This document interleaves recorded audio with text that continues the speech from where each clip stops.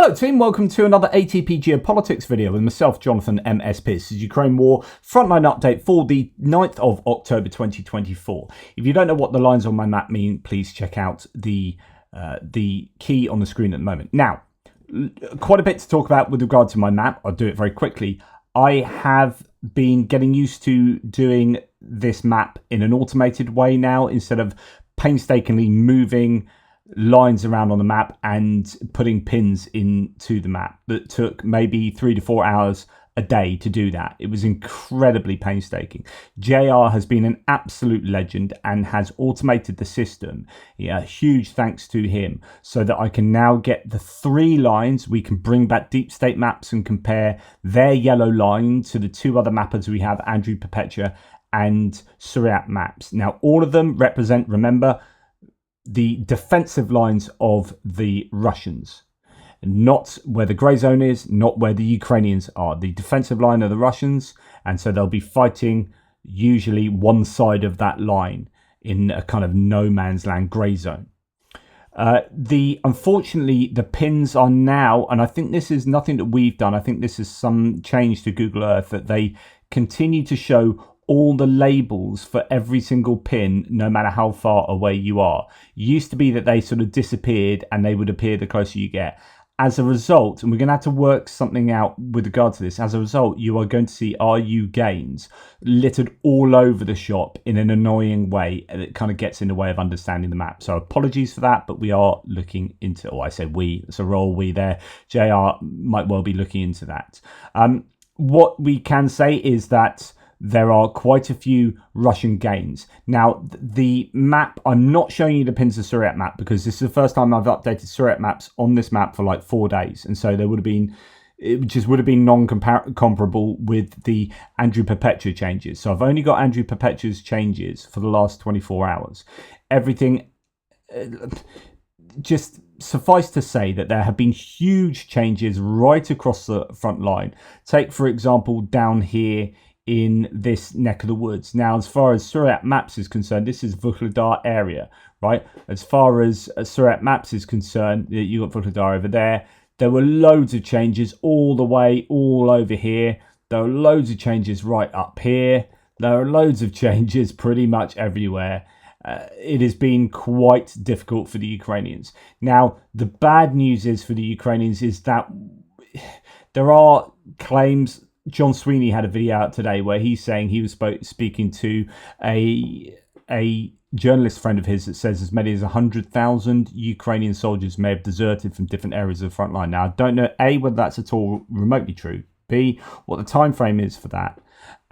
But things are difficult for the Ukrainians, and apparently it's because they just don't have the equipment they should have. There are certain elite groups that do, but Western allies have simply not got equipment to the Ukrainians to the degree that they desperately need it, which is obviously a massive shame. Now, when we look at the Institute for the Study of War, American military think tank synopsis, we can go to my own ATP distilled version of this. It's unfortunately it's a day out at the moment. I don't know why that is, but we'll pop back and actually see that in a second to see if there are any little nuggets of information we can glean. I've just heard from Bennie Pie, who does the ATP Distilled website. The ISW didn't do a report last night for some reason. That's why we don't have last night's one. But the anecdotes from the day before, Russian forces have reportedly increased their use of tactical aviation and drones in the Kharkiv direction within the past week. Luhansk direction, Russian forces are reportedly conducting roughly a dozen infantry assaults per day, primarily using small groups of personnel and only occasionally attempting mechanized assaults. And Russian sources suggest the operational tempo in the southern front near Kamyansk, and we're going to talk about that later, is increasing after a period of relative calm following the summer 2023 offensive. So there is that to throw in. Right, let's go and look at the front lines. And as you can see in the Kursk region, there is a big difference, still some huge differences between the mappers here. Andrew Perpetua has the Russians much further back than indeed we have Suryat map having them.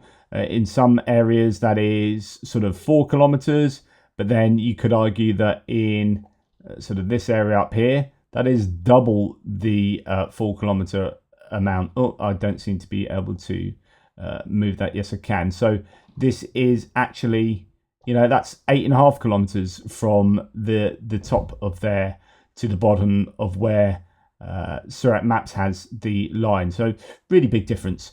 But the only major change here, as far as Andrew Perpetua is concerned, is this area of land in the Obukovka area, which is not to be confused with Obukovka here just below Veseloye.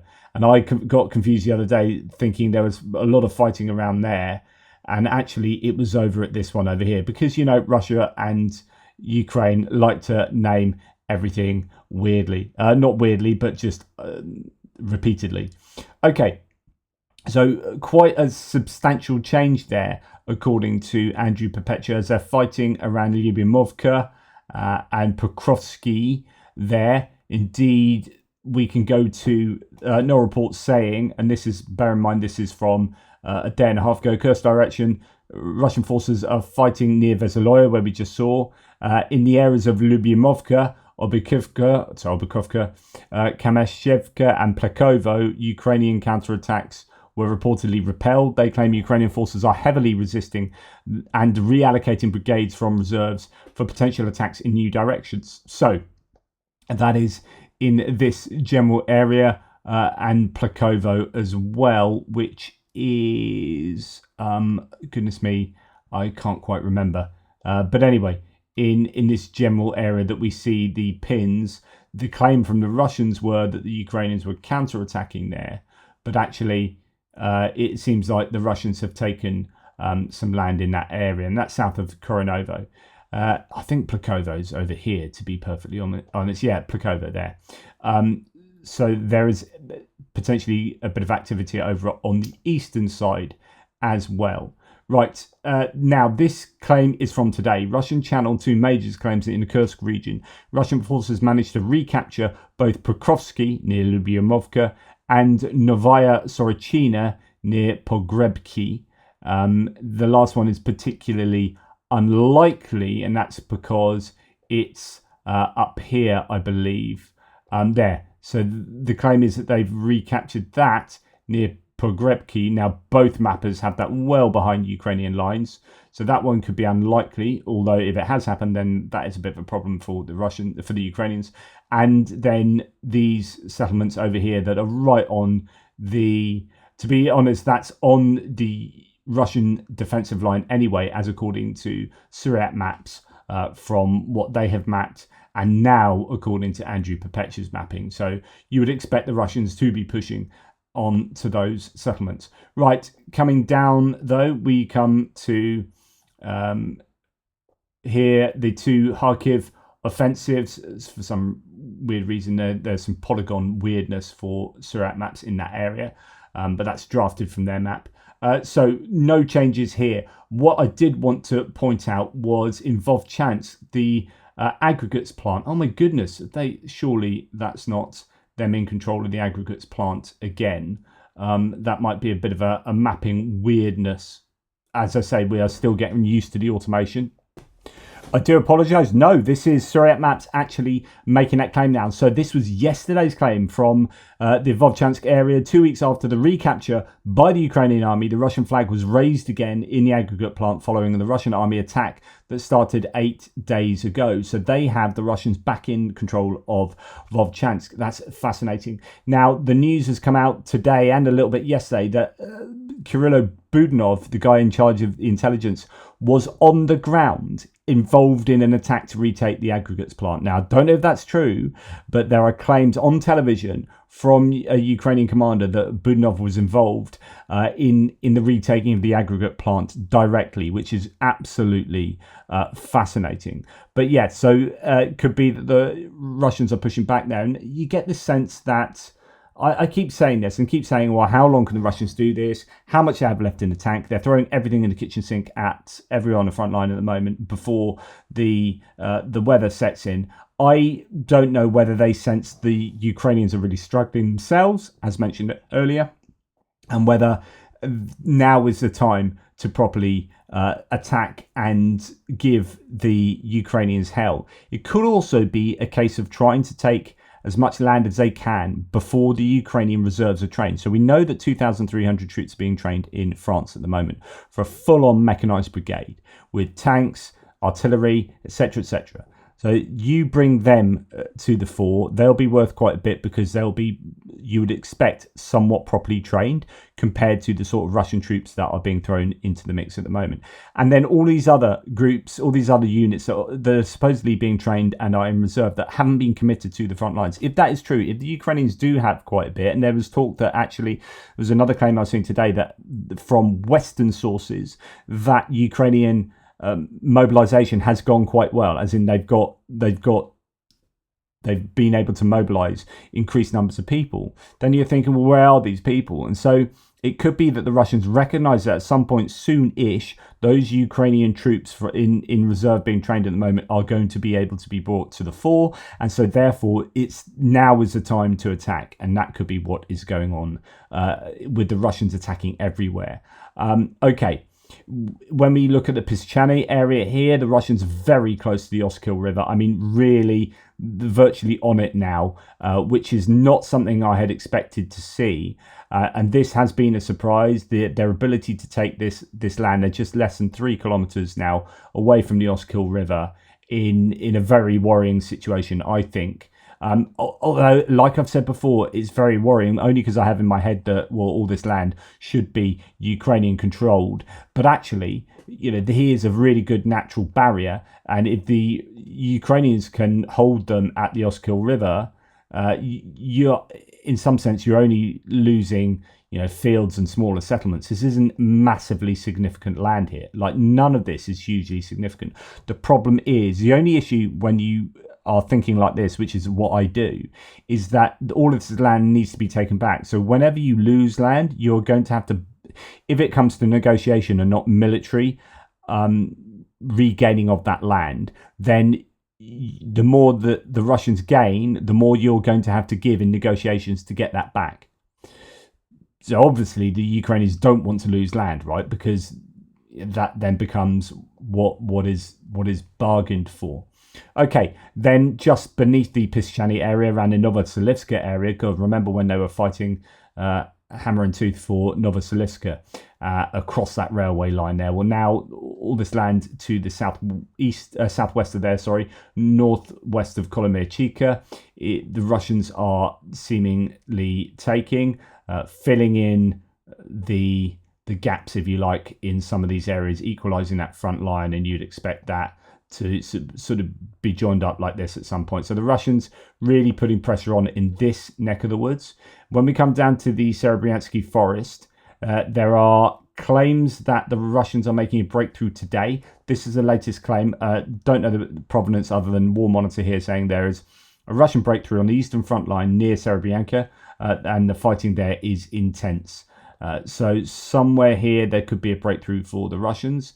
They've been kept back fairly well here. In fact, the Ukrainians had some success in pushing the Russians back, both in the forest previously and in the Terny-Torska area. And yet, at the moment now, the Russians seemingly pushing forward. Now, there's quite a bit of talk about what's going on between Verkhnokhamyanka and Verkhnokhamyanska here, with Suryak maps showing that the Russians have full control over that. And that has happened in the last sort of 3 or 4 days. As I haven't mapped, this has suddenly happened. And this is a really big change there. So we're going to look at what here, what is claimed by Poulet-Volant here, that an advance has been confirmed there by, so what does he say? Reminder, suspected advance requires, it requires confirmation before being considered real. So he's talking about that area between Verkhnokhamyanka and Verkhnokhamyanska, and having the Russians getting closer and closer to Seversk. That is super, super worrying, and also potentially coming through Bilohorivka as well.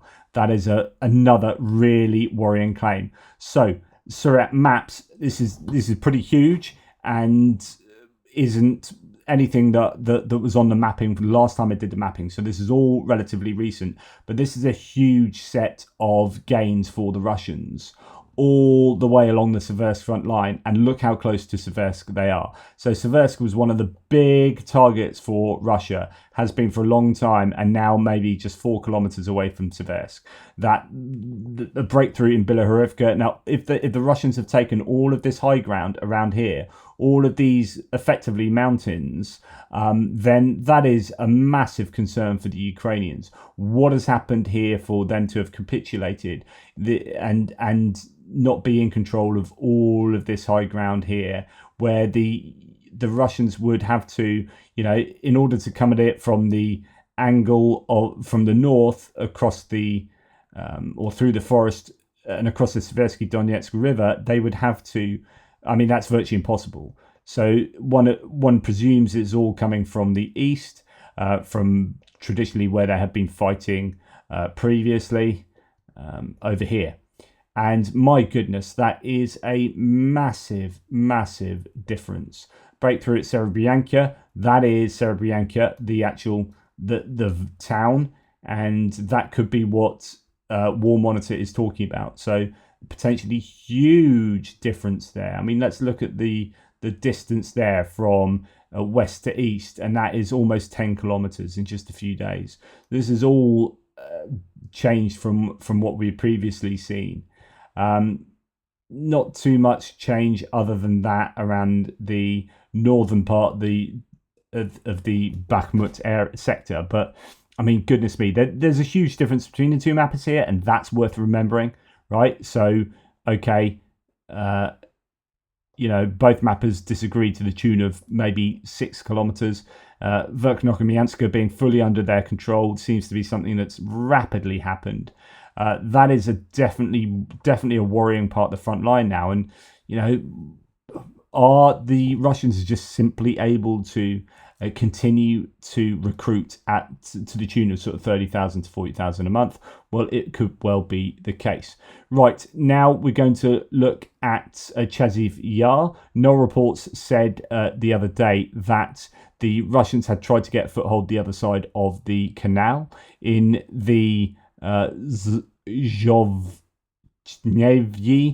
neighborhood. Fighting is now ongoing to once again repel the Russian forces back across the canal that acts as a natural barrier there. So that is basically in the main Chaziv Yar area. You've got the canal micro district area, the other side of the canal, just over there. So if we go into my map, we're talking about just around here, which is what Surat Maps had. Like, how long have they had the Russians there? A week, 2 weeks? And this is what Surat Maps does. Doesn't change it to reflect that they'd attacked into there and been pushed out like 2 weeks ago. But now, if it comes true, then Surat Maps says, "Oh, I was right all along." And in fact, you weren't right. There wasn't Russian control over this area. They are now fighting again to try and get a foothold there. But that is worrying if they're making some progress in Chaziv Yar. But otherwise, according to the mappers, no significant difference there. Maybe a tiny bit added on by Surat Maps, but we'll see tomorrow. Still, that change, that difference of opinion around Klishchivka and Ivanivska between the two mappers, and then coming on down to Toretsk and New York, there is really fierce fighting in that area too. I think if we come to Poulet-Volant here, his map suggests that there are some, just the Russians are pushing everywhere right the way through Toretsk and joining up with the New York attack as well. He doesn't have the Russians as far north in New York as Surat Maps does. So if you look here, the Russians are in Leonidivka, as according to Surat Maps, which would have the Russians all the way up here. Poulet-Volant and Andrew Perpetua. I know Poulet-Volant uses Andrew Perpetua as one of his sources. Doesn't have the Russians there. So quite a bit of a difference there between the two. Between Andrew Perpetua and Surat Maps, and also Poulet-Volant Surat Maps. So you can see huge differences here between the mappers. But it's certainly very dynamic at the moment in this area. There's a lot of fierce fighting, door-to-door fighting, all the way through Toretsk, as I explained this morning in in my first video of the day, news coming out that it is really tough fighting there. Then when we come to the Pokrovsk front, we can see Andrew Perpetua has the Russians making some gains around Mykolaiivka. There's some video footage coming out today of a repelled Russian attack using armoured vehicles and whatnot in this area. So really tough fighting there. Ukrainians being pushed back a little bit. This is broadly where the main trench line is. So it'd be interesting to see if that signifies that the Russians have crossed the main trench line in this area. I know it's very much along there. A tiny bit of a gain here along the railway line, according to Andrew Perpetua. And then when we come down south of Seledove, we have the Russians. He's agreeing, Andrew Perpetua, that Sukhurina is now under control of the Russians, broadly speaking, at least up until the railway line. Surat Maps has further control of the settlement going towards the west, and these agricultural settlements, as we heard the other day, these agricultural facilities, warehouses and whatnot, was a scene of tough fighting around there. And then we have further gains for the Russians in this pocket south of the Pokrovsk sector. So you'd imagine they're going to fill in all of this at some point. You wouldn't like to be a Ukrainian soldier fighting in that pocket, that's for sure. Really difficult pretty much everywhere. No change, according to Andrew Perpetua, along this line of the road. Well, really, they've got past the road from Vuhledar all the way to Konstantinivka there, and controlling quite a lot of that arable land to the west of the road. But they are making further gains moving west of, really along from Pavlivka, along from Preshchitivka, to a little settlement called Zolotoniva there, Novodonetsk. Goodness me, I remember when we were talking about that at the May counteroffensive. But yeah, the Russians really going at it everywhere they possibly can at the moment. Right, then we're going to come to, and although I don't think there are any changes to my map at the moment, there are, that's interesting actually. I was wondering whether, so now that that's fascinating. As I zoom in, that turns into water. As I zoom out, this whole area turns into a lack of water and greenery there, because as the Novokakhovka Dam was blown back down here on the Dnipro River, we saw this really big reservoir was drained, and it's being reflected in some of the iterations of Google Earth, but not all of them. As I zoom in, it turns back into water.